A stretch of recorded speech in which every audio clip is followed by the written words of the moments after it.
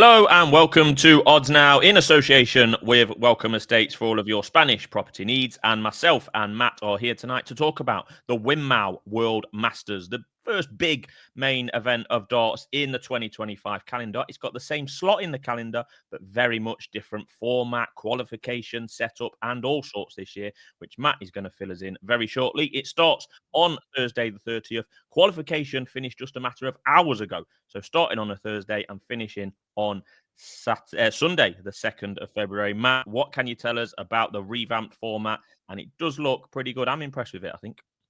Yeah, it's a throwback to the original days of the Winmau World Masters, long before the glitz and glamour of the PDC. This is a throwback to BDO days, Bobby George, Eric Bristow, and the likes. And it's nice to see that paying a bit of tribute to its heritage as well, because it's a completely different game, isn't it, now, from what it was back then. There was, cigarettes and pints on the stage from the players in this original version of the Winmau World Masters. Not going to be quite like that at the Milton Keynes Arena, I don't think. But yeah, really looking forward, quite impressed with the format changes. The preliminary process, I must say this, always looked like it had the potential to be very chaotic.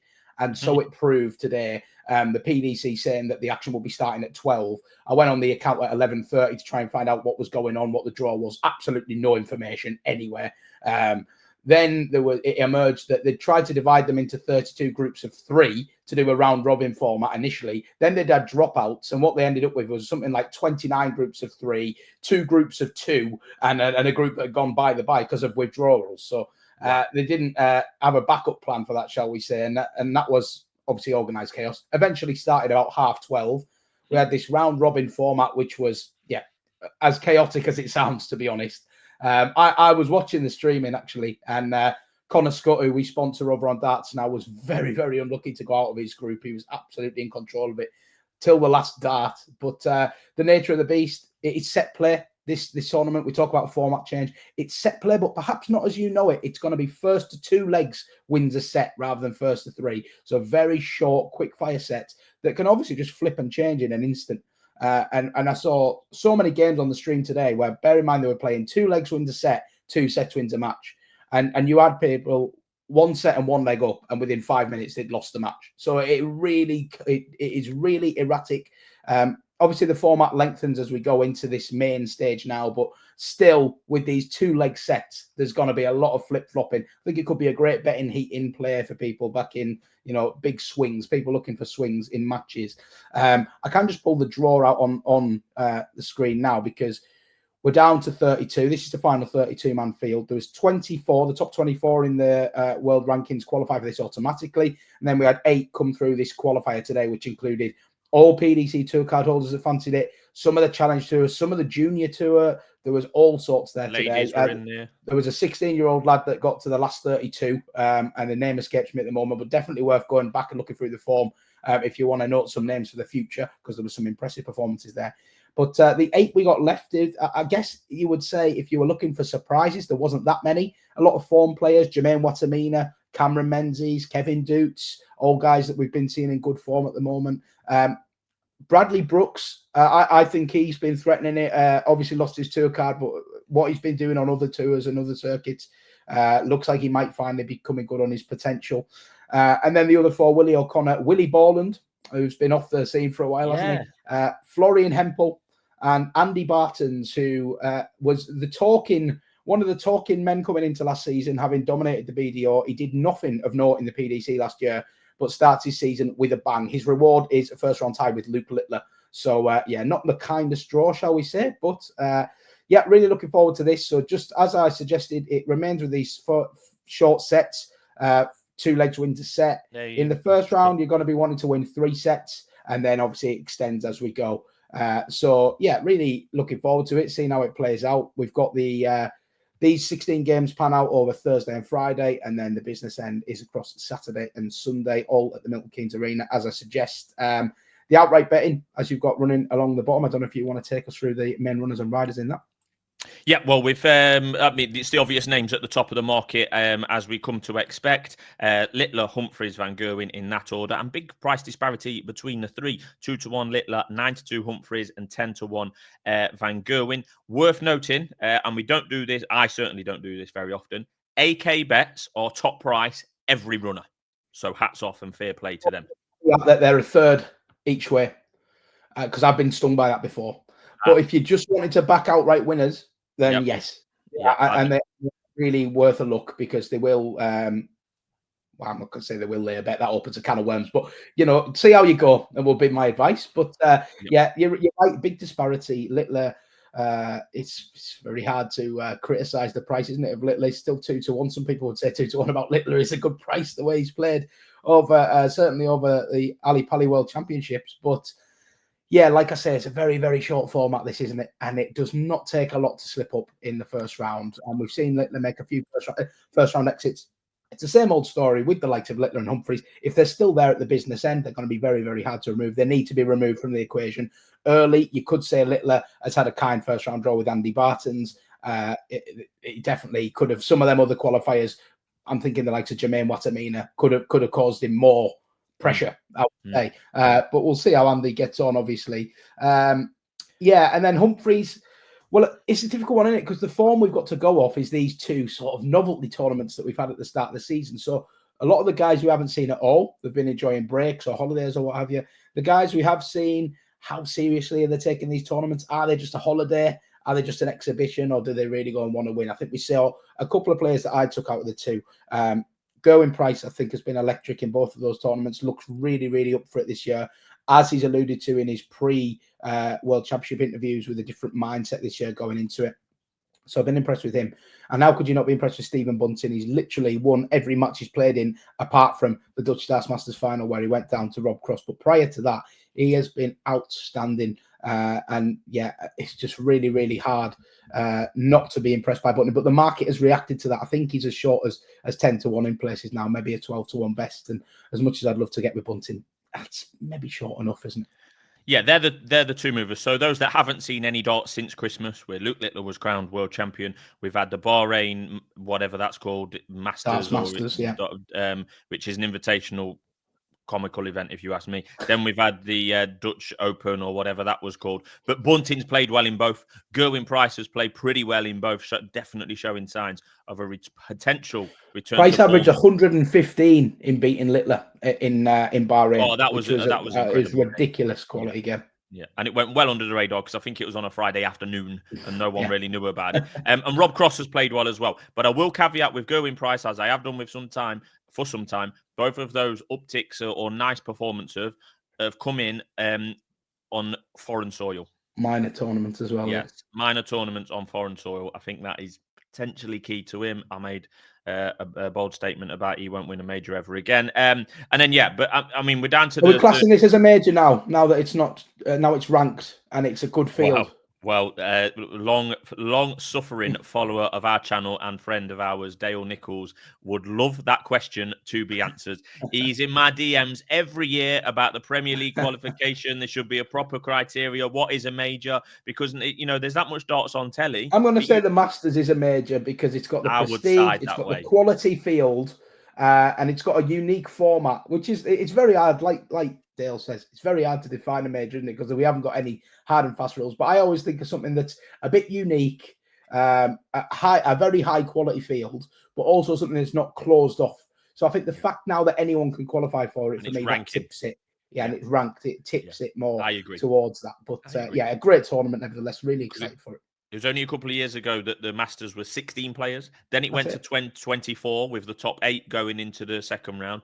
Now it's 32, qualifying, ranked. Yeah, so I would agree. I would definitely. And the Masters in its old guys as well was used for a little while as the last spot for the Premier League, wasn't it? It was basically who won the Masters got in. We had Joe Cullen come through that way, Johnny Clayton come through that way and won it.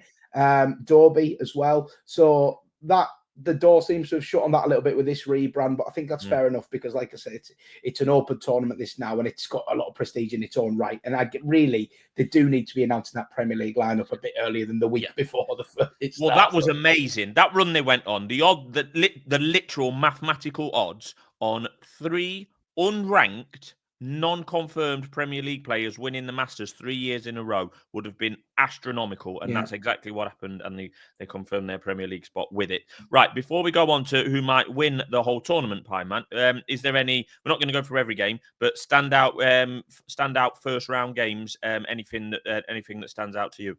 Yeah, let's put the drawback up on the screen then. I'll just sort of very quickly summarise it quarter by quarter. As you say, I don't want to go into every single game, but in this top quarter, obviously Humphreys is the shortest in the betting. Going Price, a form horse, as we reference. I think Price could have had a kind draw when he found out he was playing a qualifier. He was probably quite happy. But Florian Hempel is in really, really good form. He was so unlucky to go out of the World Championship to Darryl Gurney in a great game. So I think Hempel will fancy his chances of an upset there in the short format. But like I said, I'm going to repeat it again. This short format, it lends itself to upsets and chaos. Every player should fancy the chances in this first round. And there is one man that I'm going to put up as an outright pick here at a big price. It is Jermaine Watamina. I've already referenced him. He plays Josh Rock in round one. He was outstanding today coming through the qualifier, Watamina. Really, really good. He had a game with Nick Kenny, another man who's in good form, to be fair, and I think he's got a big year ahead of him, having retained his tour card. But they were both playing lights out darts, both averaging a ton, not missing anything. And obviously, it came down to the last leg, and Watamina held himself together so well, like we've seen him do time and again over the last 3 months. I really do think he has gone to another level in his career at the moment. He plays Josh Rock in round one. That's potentially a kind draw because Josh Rock has just had a very, very built-up switch to Target. He's changed manufacturer. They've been promoting the hell out of it. But we often see when big players change their darts, there can be a bedding in period, can't there? And a little bit of a settling period. And I think Rock at the best of times is a little bit unpredictable. So I think Watamina quite possibly comes through that. He is an underdog. I would put that up as a bet for anyone wanting the first round single. And then I think he can cause chaos in this quarter potentially. He's beaten Humphreys at the European Championship. He's beaten Gerwin Price a couple of times recently. Other men to note in that game, really interesting game there, isn't there, between Damon Heta and Ross Smith, two men who I think achieved a lot in the last couple of years, but also will feel like they have more to achieve in the game and big seasons hopefully coming from both of them. We shall see. So yeah, Watamina will be my man to watch in that quarter. The second quarter, Rob Cross, as I say, won the Dutch Darts Masters last week, was impressive in doing so. A week earlier in Bahrain, he'd been pretty dreadful. I think he was the only ranked player to lose his first round game. Yes, so I think he lost to Nebreda, Paulo Nebreda, who's capable. But I mean, Rob Cross should be beating him, shouldn't he? The shortest man in the betting here is actually Stephen Bunting, the man who I talk about, the man in form. And when I came into this tournament, I was thinking, I'm going to be backing Bunting outright here. I'm going to be having a solid each way bet on Bunting at about 16-1. And lo and behold, he's 10-1. Everyone obviously thought the same thing. That price is long gone. I can't get with him at 10-1. I just think the short format, there's enough reasons to want to take someone on at 10-1.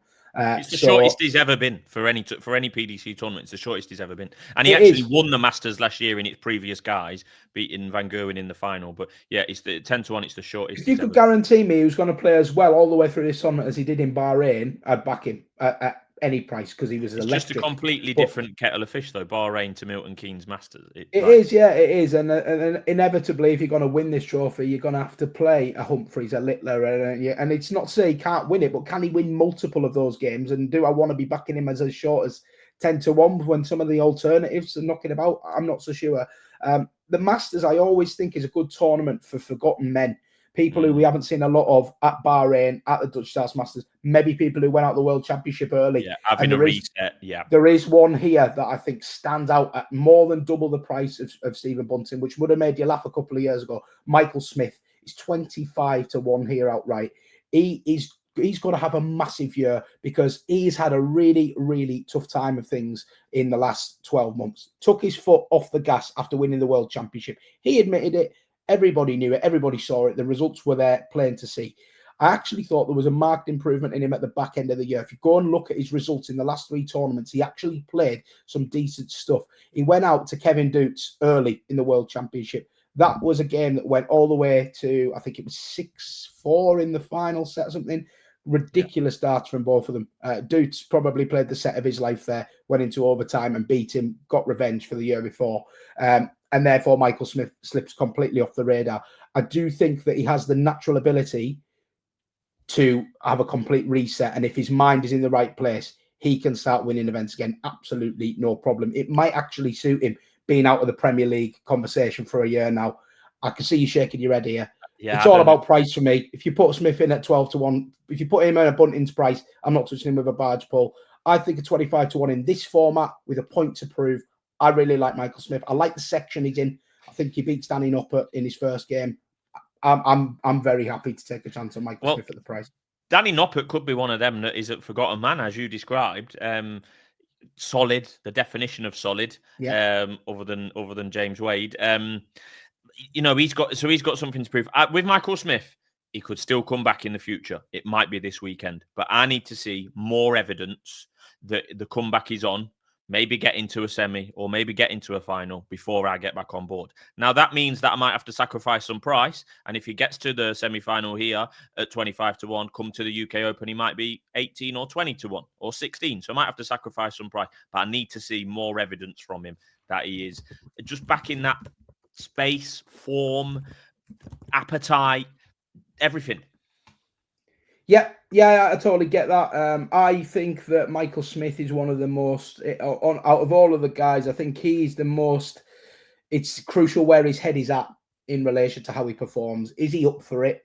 Is he focused? Has he got a point to prove? They're the things I'm interested in Michael Smith. I think he's never had more of a point to prove. He's not only fell out of the Premier League competition, he's fell out of the top 16, for God's sake. There's no way someone of his quality should be lurking down where he is. This is the biggest year of his career, in my opinion.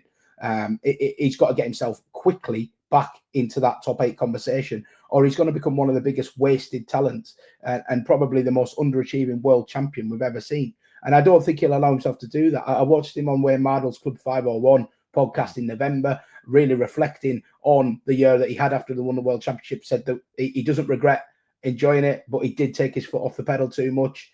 He really acknowledged the work that needs to go in to improve things. And I was really looking forward to seeing how he went at the World Championships. And unfortunately, he just got embroiled in one of those games with Kevin Dukes where it's a brilliant game, but someone's got to lose. And that last set, I think Smith averaged 115 in the last set and lost. I mean, that's going to happen to you, once in 10, maybe, particularly at the World Championship against an underdog. I think he can count himself a bit unlucky there. And I'm taking a chance here that he's come in with a point to prove. He's come in switched on. And you're always taking a chance with Michael Smith. But I'd rather take that chance at 25-1 with the short format than back Bunting at 10-1. If Bunting's still there in the semis, I'm going to be kicking myself I haven't back Bunting. But it is what it is. That's the way I'm going to play it. And I respect your thoughts on Smith. He is a difficult player to have confidence in.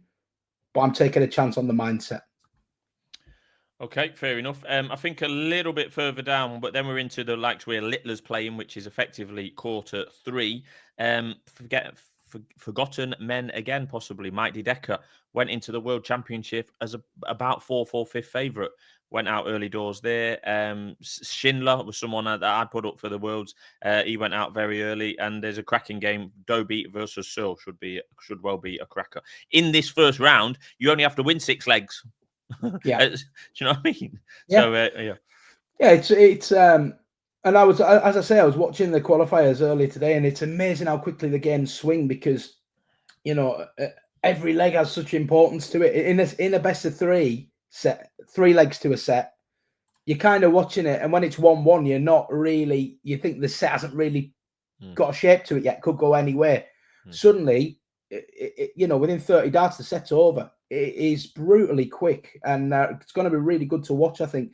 Littler, the obvious name jumps off the page here, the favourite, the world champ. I think he's got a kind section, which is probably adding to his price, firming up a little bit. There was 5-2, 9-4, but he's now kind of 2-1.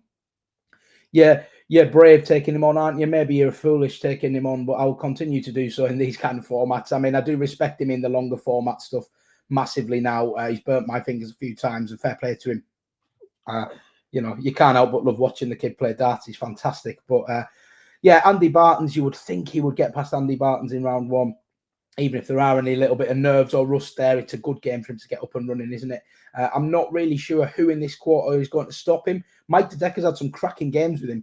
God, I was bitterly disappointed with De Decker's performance at the World. Lost to Luke Woodhouse, averaging low 90s, and he was dreadful. He was never really at it. He had a little spell where he hit a few 180s, but it was chalk and cheese from the Mike De Decker that we'd seen in the previous 2 months. And clearly, to me, that occasion was too much for him. Now, Mike De Decker has spoken quite openly about how frustrated he is not to have got in the Premier League. All he had to do was avoid a performance like that, in my eyes. He could have gone out. If he went out playing well, he could have gone out. The PDC were desperate to put him in. He's won a major. He's popular, young, from a different country. He ticks so many boxes.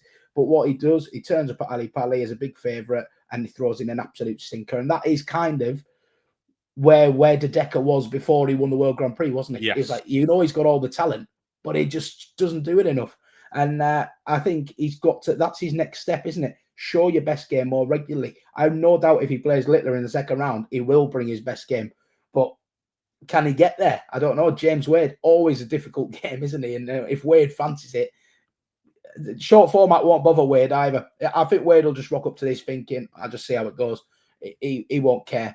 He's been around the block enough times. He probably remembers the Winmau World Masters in its original form. You know, he might have played in it for all I know. But yeah, and then the bottom section of this quarter, Chris Dobie, a man I often flag, but I've not been that encouraged with his performances in Bahrain and in the Netherlands. So I'm going to give him a wide berth. I'm probably actually going to end up backing Ryan Searle odds against to win that match. Searle, again, another forgotten man, someone that we haven't seen for a while, lost one of the best games of the World Championship to Ryan Joyce in added time, and he played brilliantly in that. I think he averaged a ton throughout pretty much. Joyce was just classic Joyce on the doubles. It was a great game of darts. But I think Searle comes in here, can easily do a job on Dobie, who hasn't quite got going yet. Wonder if that Premier League campaign that's coming up is playing on his mind a little bit, just trying to play himself into form. Looks like he's just trying a little bit too hard.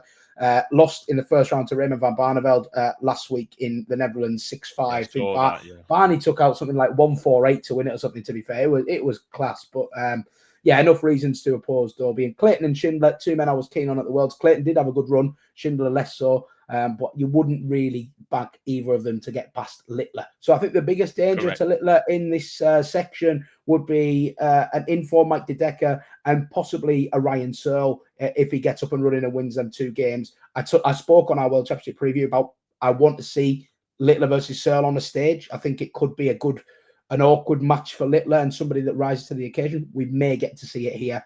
We shall see. But yeah, look, gun to my head, Littler comes through this section.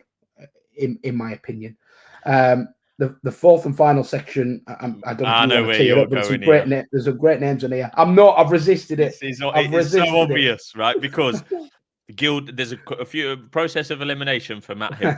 Gilding opposable, Aspinall opposable, Cameron Mendez hothead, Dave Chisnell lost first hurdle at the Worlds. Dimitri, you don't know what you're going to get. Bradley Brooks can't beat Van Gerwen. So all roads lead to the 14 seed in the world on the order of merit, the Scottish Gary Anderson. Take it away. I did start writing out Gary Anderson, and then I thought, no, I'll just hold it back. I am not going to rule out me backing Gary Anderson between now and tomorrow. I'm not. But you can see it. Surely you can see the appeal there. That he's not, he's out at 14-1. He's been going off much shorter than that for tournaments for the last 6 months.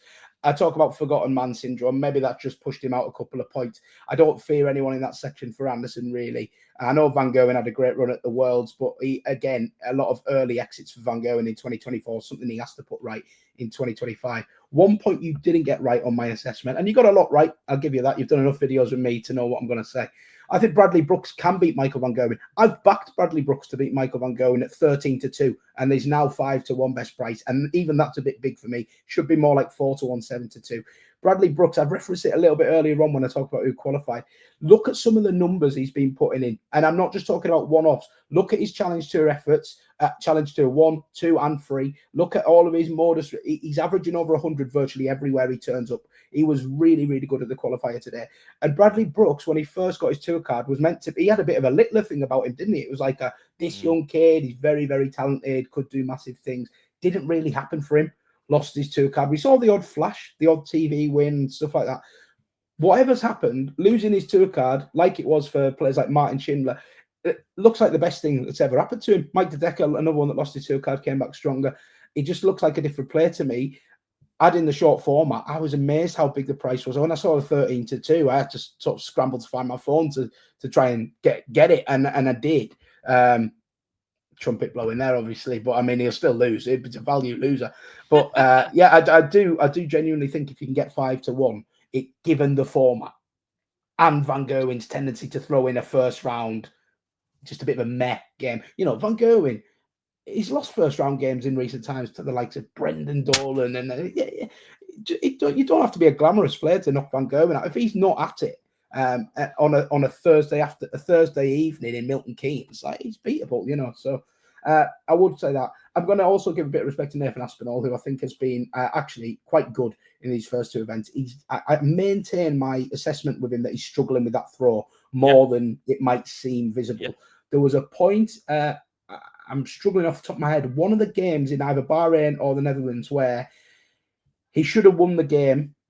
He was throwing to win the game, and the dartitis came out, and it hadn't been out for the rest of the game, but he just felt the crowd got involved. He was laughing as he was doing it, as he does, and fair play to him. Must be a horrendous thing to try and deal with. But when you just think that's affected you there, and that will always put me off wanting to back him to win a tournament, because when you got to win the tournament, you've got to take pressure moments and deal with them every time. And I think Aspinall can do it some of the time, but I think sometimes his throw issues might let him down, unfortunately. I do think generally he's playing very well. There's a high level of performance there from him. He had a good little run at the Worlds before losing to Littler. And on that run to the Worlds, he whitewashed Gilding. Played Gilding again here. You'd be very surprised if he doesn't win that. Menzies, Chisnall, the most interesting game in that section for me. Yes, it is. Because Menzies was really, really good at the qualifier today. Well, he averaged 106 and beat Van Veen in basically a final qualifier. Van Veen had just beaten Nyman in the game before as well, in a game where I think Nyman was maybe sat on tops to win it, and Van Veen took out 1-2-1 on the bull, and they'd both averaged over a ton in that. So that was a brilliant game. And I really did think no one was going to stop Van Veen the way he was playing. But Menzies was absolutely mustard in that game. And Chizzy, God love him. He's had some problems on himself over the last year. When he's hot, he's hot. And when he's cold, he's absolutely freezing. So if Menzies can keep his head, big if, I think he could win that one, and he would fancy the next round too, possibly. But he's 125 to 1 outright, Menzies. Yeah. I don't worry about him in the first two matches. It's the next ones I'd worry about him, to be honest.